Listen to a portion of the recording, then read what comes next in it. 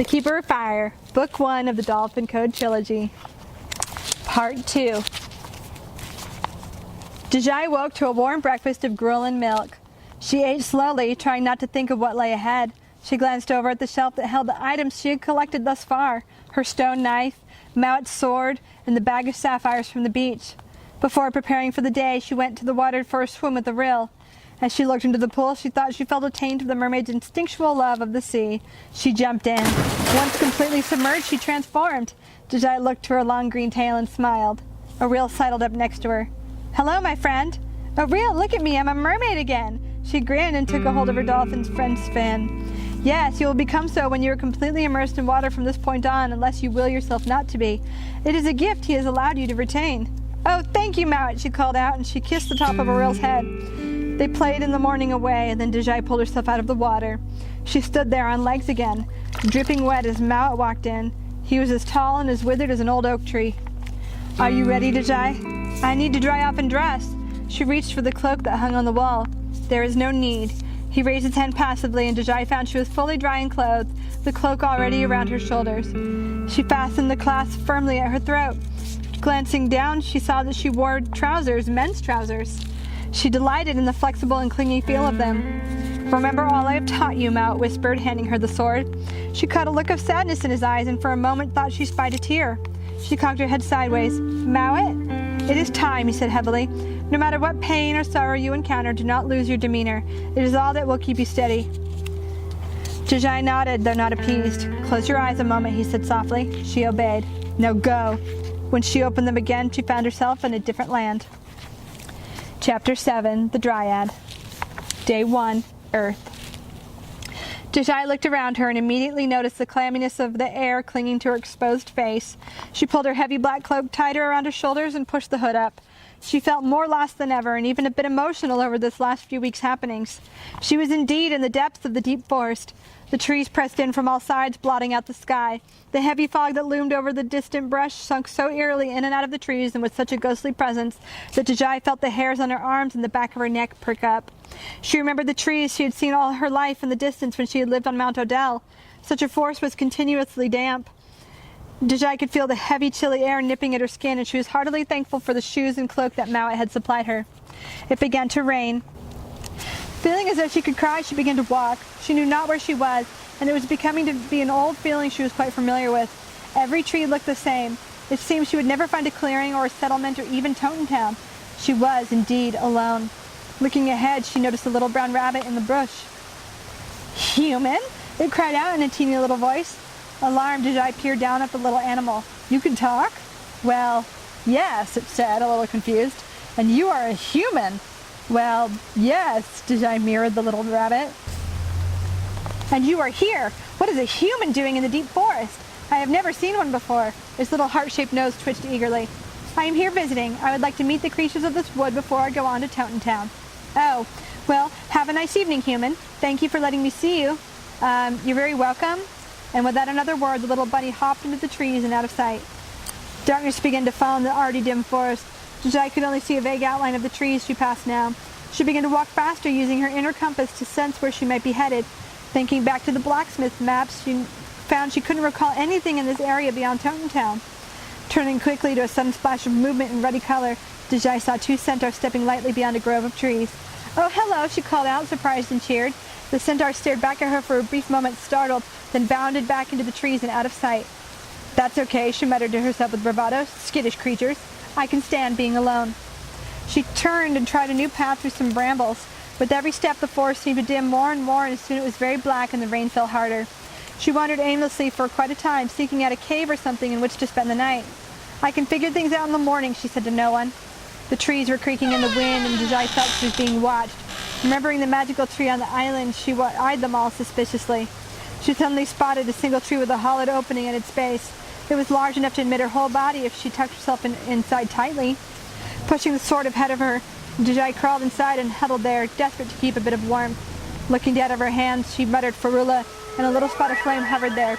She kept her hands to her chest to warm herself and fell into a light sleep, dreaming of the soft feather bed she had left behind in Mowat's cave. Day 2, Earth.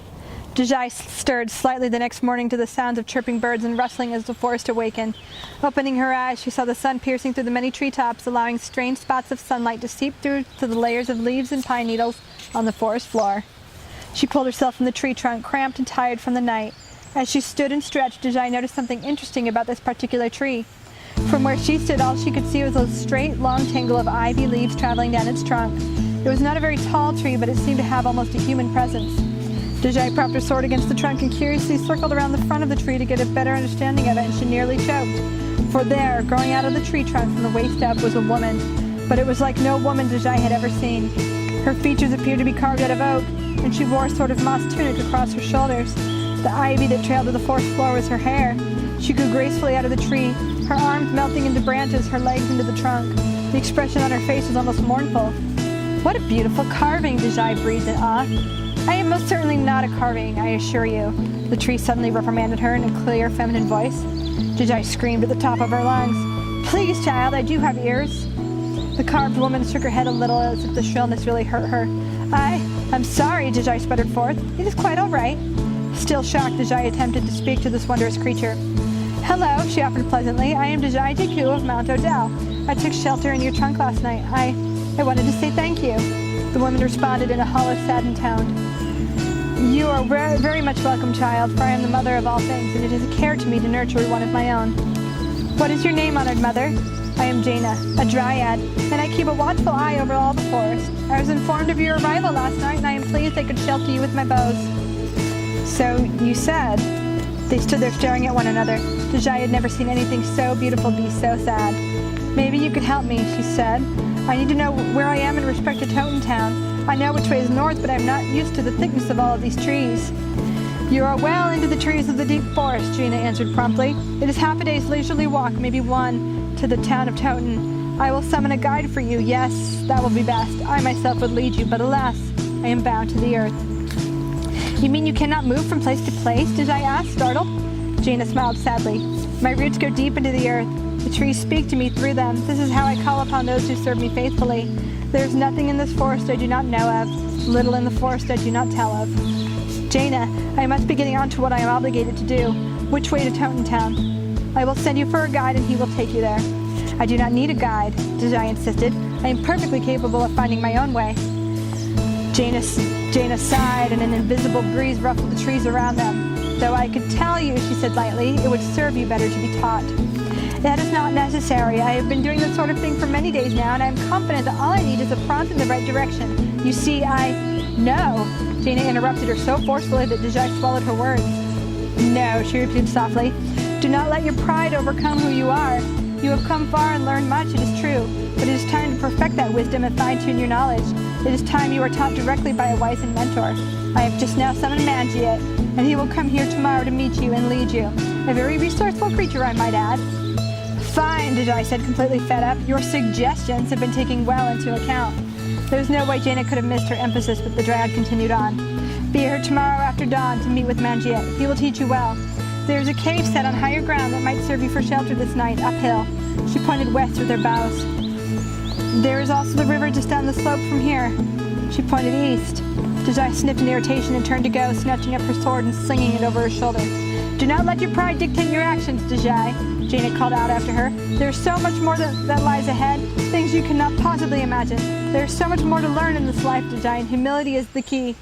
Deiji kept walking. She set on up the slope, breathing hard as she searched for the promised cave.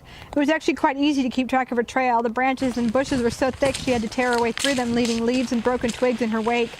Her cloak felt very heavy, and she leaned into the incline and was slapped in the face by the branches as she plowed her way through.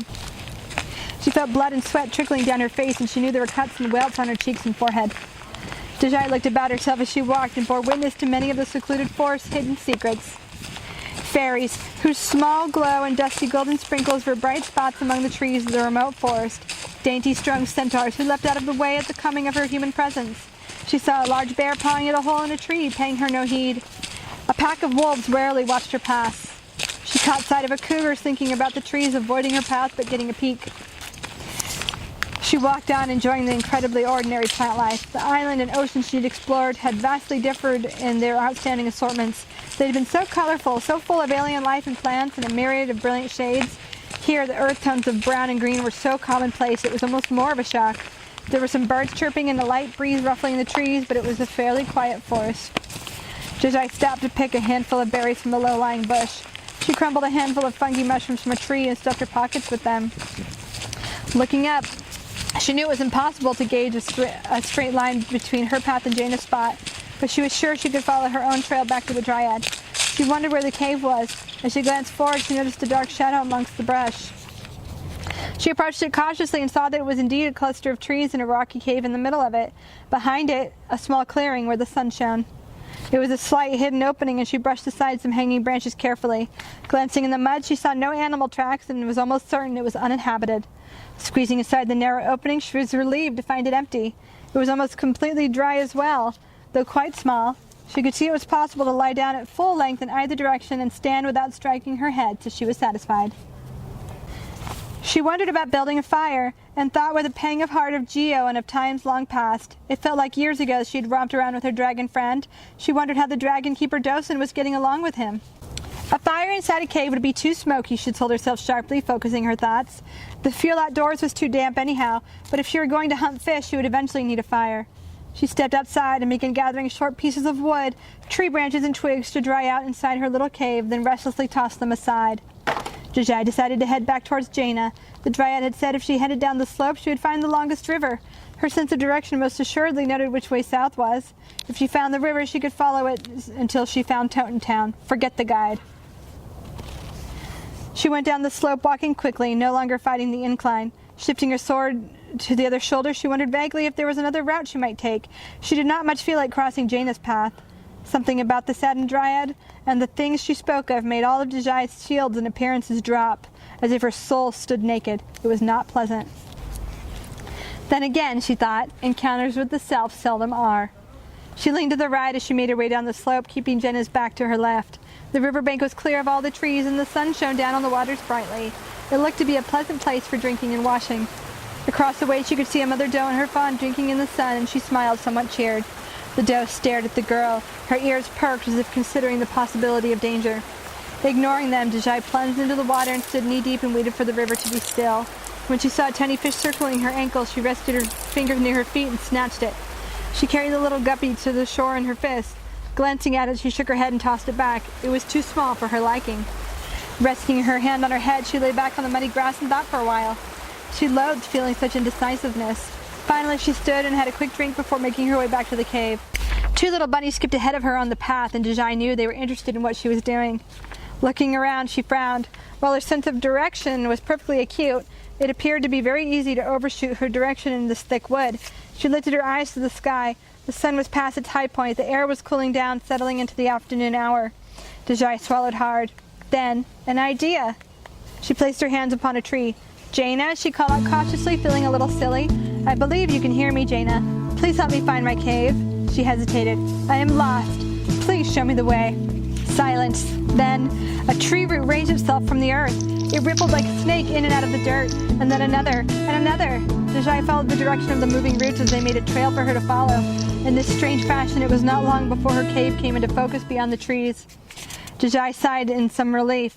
It was difficult to consider oneself lost when one hardly had a destination. She knew she had wanted an alternative route to the first one she had known. It looked like she had found it. She tore the lining from her cloak away and wrapped the thin cloth around a bundle of leaves for a pillow. A brisk walk into the trees found her several pine boughs to chop down with her sword. She dragged them inside and made up a bed. Settling into the furthermost corner of her cave, she pulled the cloak around her shoulders tightly. The late afternoon sun still shone, but all she wanted was to sleep for this time. She stared at the cave ceiling as the day began to dim, thinking in adventurous thoughts until those thoughts melted into dreams. Day 3, Earth. She woke early the next morning with the sun, feeling quite hungry. She stood to stretch, drawing her cloak around her quickly, for the morning air was bitterly cold, and the dampness had seeped into her clothes.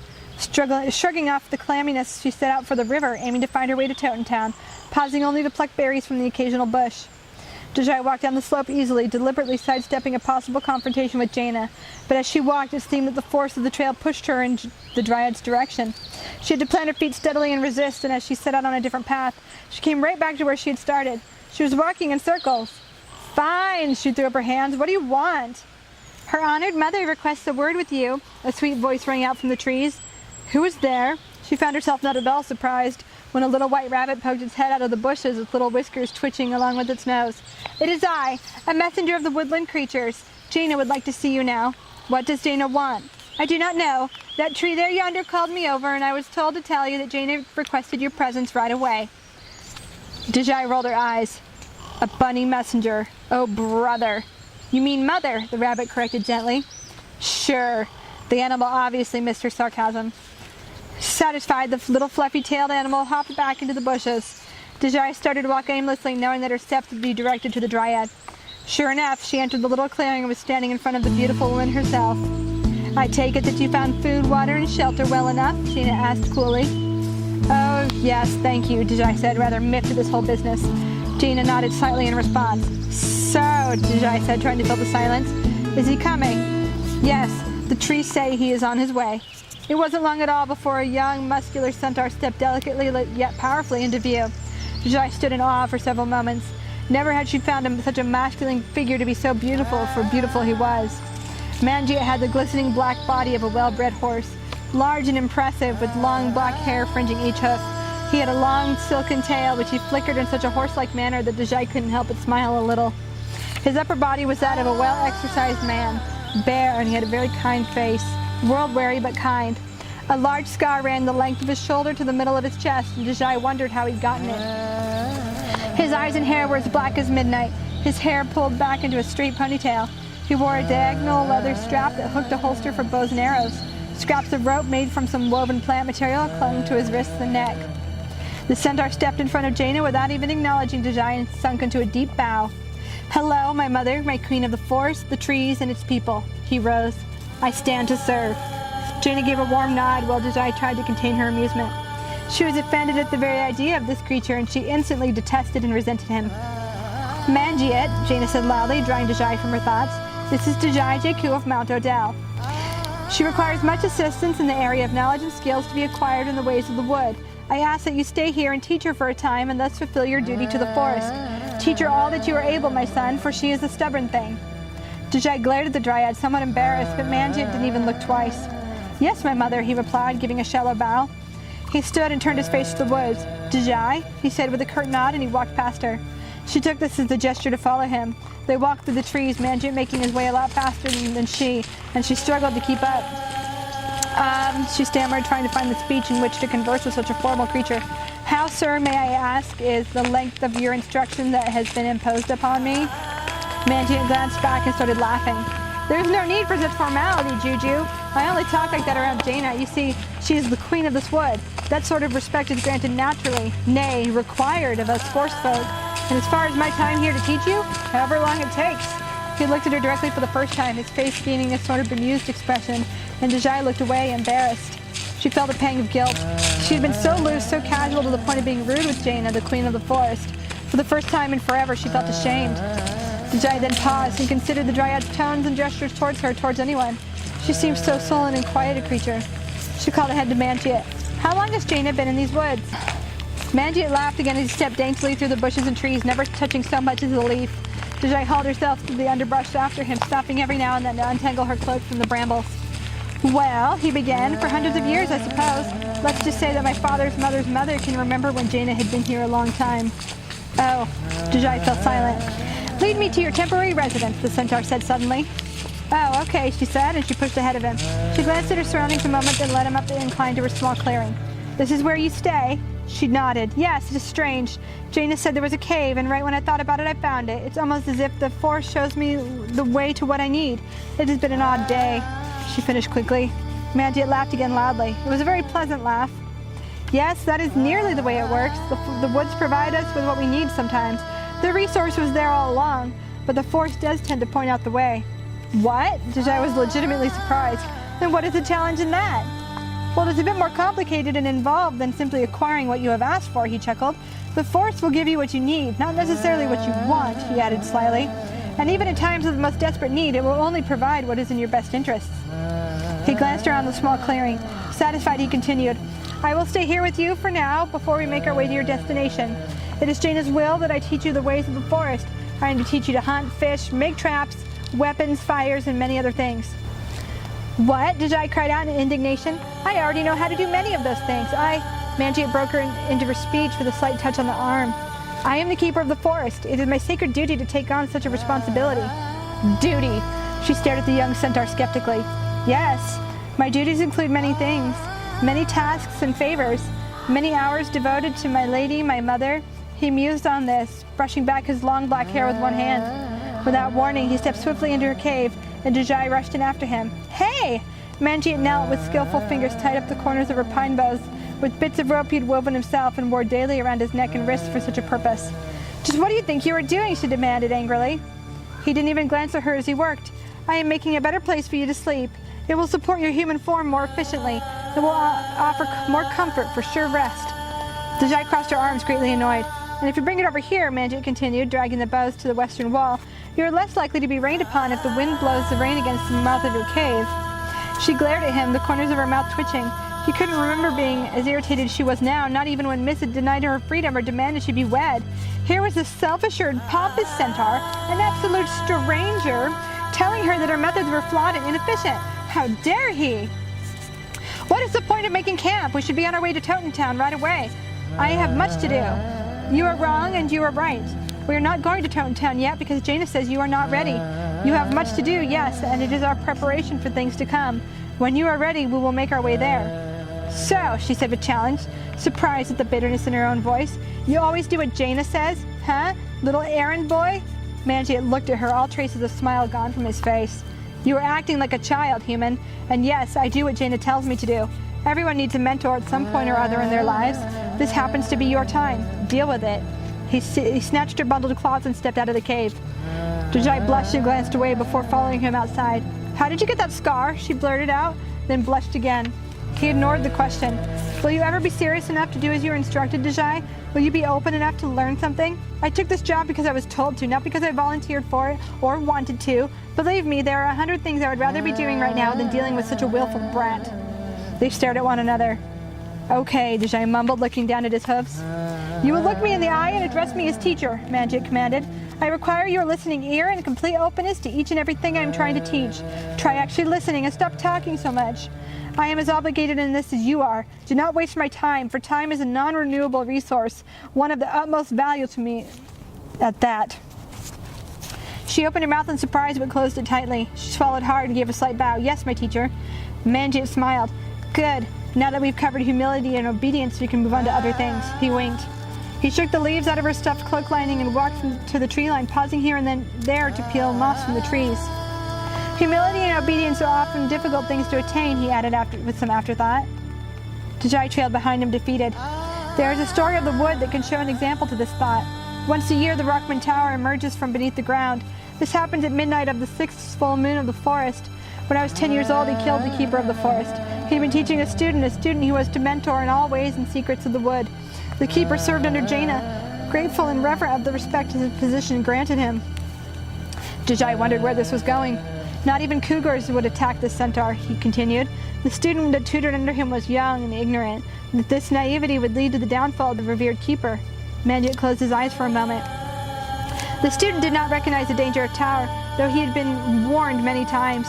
See, when the Rockman emerges, the people of the wood flee to the northern end of our side of the world, as far north of Totentown as they can. The Rockman came this night on its usual mission, to commit 6 murders, 6 sacrifices to the moon before taking the life of Jaina. This is the oath the Rockman has taken before Relant, to complement his murders with a great earthquake that further divides the continent.